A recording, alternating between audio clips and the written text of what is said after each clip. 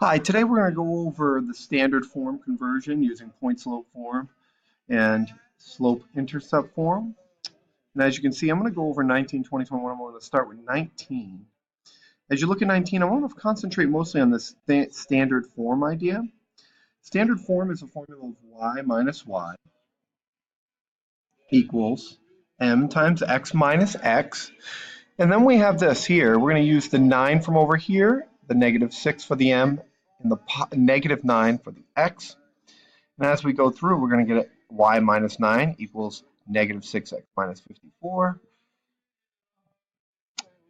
I'm going to get y equals negative 6x minus 45.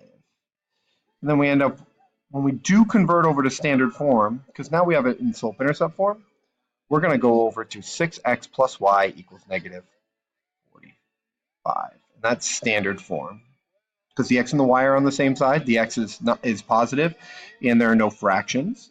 And point slope form is the one up here, and then the slope intercept form is here. So now we're going to move on to the next topic that's going to be big in this section, which is going to be what is slope, perpendicular slope, and parallel slope.